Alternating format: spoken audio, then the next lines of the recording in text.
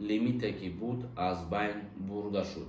барои сафар кардан ба Европа мақсад ма Тоҷикистон бурам, мара хизмат мебаранд, ден раждениям гузашт. дар бораи студентский билет хоб гӯш кунед. агар шуморо дар ягон донишгоҳ қайд бимонанд. салом ба ҳама тамошобинони барномаҳои Сорбон Сафаров. тамошобинони азизу гироми қадр, як информатсияи нава ба шумо хотиррасон мекунем, баъдан ба саволҳо ҷавоб мегардонем. фаромӯш накунед, мо як сухана доим қайд мекунем. дастгирӣ кардана фаромӯш накунед, нафарҳое ки доим дар фикри дастгирии мо ҳастед. дар комментарияи ҳамин видео як номер закрепит кардагие, бидонед дар ҳамон номер ватсапашда салом нависен и барои дастгирӣ кардани канали мо мебошад. хоб мавзӯи асосии имрӯзаи мо. лимити барқ дар ҷумҳурии Тоҷикистон лағв шуд. қарори нав. ширкати барқи тоҷик аз анҷоми маҳдудиятҳои интиқоли барқ ба аҳолӣ дар тамоми ҷумҳурӣ хабар додааст. яъне ки аллакай барқи тоҷик офиtsiалан барои ҳамаи шаҳрвандон хабар дод ки лимите ки буд аз байн бурда шуд. бахтиёр раҳимзода, муовини ширкати барқи тоҷик гуфт: аҳолии кишвар ҳоло шабонарӯзӣ 24 соат барқ дастрас мекунанд ва ҳеҷ гуна маҳдудият ё лимите вуҷуд надорад. дар ин бора қайд намуданд. дар ҳамин ҳол сокинони кишвар тариқи шабакаҳои иҷтимоӣ ва ҳам тамос бо хабарнигорӣ аз қатъи нерӯи барқ на фақат дар вилоятҳо, балки дар шаҳри Душанбе низ хабар медиҳанд. муовини раиси ширкати шабакаҳои тақсимоти барқ гуфт: ҳар ҷо ки барқ қатъ шуд, марбут ба мушкилоти техникӣ ё корҳои техникӣ мебошад.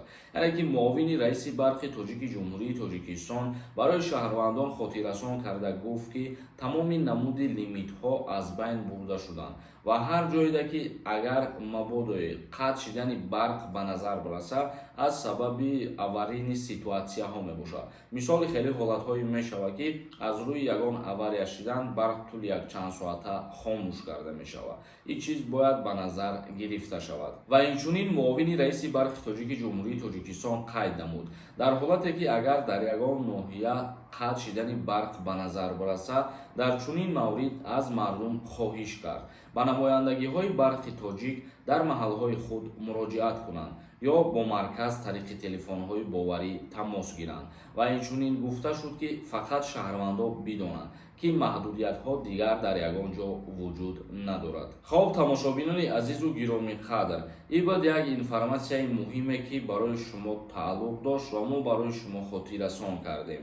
акнун комментарияҳои шуморо хонда ба саволҳо ҷавоб мегардонем. бо диққат бошед. ширкати шифофармо доруҳои босифатро барои шумо тавсия медиҳад. инчунин ҳиҷома кардан барои занҳо ва мардҳо ройгон мебошад. доруҳо барои зиёд кардани вазни худ ва кам кардани вазни худ. ҳатман муроҷиат кунед. як кас нависондаи ака Италия рафтан чӣ хел шид мегуфтем, Европа рафтанам мегуфтем.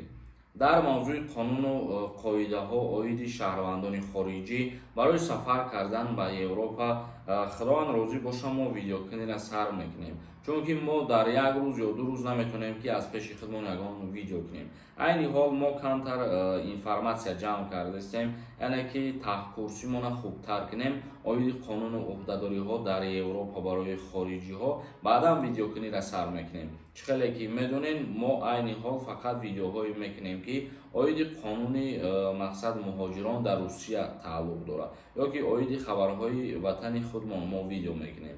иншааллоҳ аз паси ӯ масъалашам ҳастем, беташвиш бошем бародарон. як каси дигар нависонда: ассалому алайкум ака, мегуфтанд хизмати ҳарбӣ тамом шудааст ё ин ки не? ответем: даъваткунӣ ба хизмати ҳарбӣ рӯзи 27 май ба анҷом мерасад. иброҳим нависондай: ассалому алайкум ака, ма чанд бор шид менависам, ҷавоб наметиҳен ака.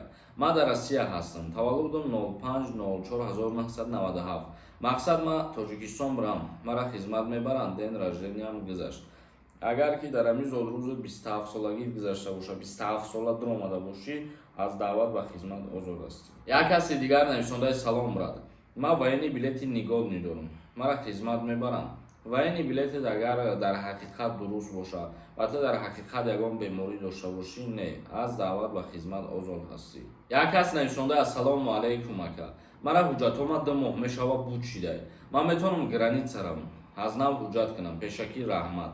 вақте ки шумо беҳуҷҷат мегардед дар граница гузаштан агар ай шумо ҳуҷҷатҳои заруриро напурсанд бале бо метавонӣ ки обратно бидроӣ. Як кас нависондаи дар бораи студентский билет. Агар ту студент набошӣ вай ҳуҷҷати тайёркардагӣ фалшивӣ мешавад ва бекор аст. Дар бораи студентский билет хоб гӯш кунед. Нафарҳое ки дар Федератсияи Русия бо тариқи посредникҳо студентский билет мегиранд, мо ба шумо доим огоҳ мекунем ва хотиррасон мекунем ки агар шуморо дар ягон донишгоҳ қайд бимонанд, агар шумо договори донишгоҳ биспоред, агар дистансиони дарсҳо бихонед, ин студентский билети фалшивӣ ба ҳисоб намеравад. Агар тупа биред на ягон кас студентский билет бигиред, шуморо дар ягон ҷо қайд намонад, мисол 5-10 ҳазор рубл битен шавад студентский билетон бита, ана ин дар ин ҳолат фалшивӣ ба ҳисоб меравад. Ин ҷиҳата бо диққат ба назар бигиред.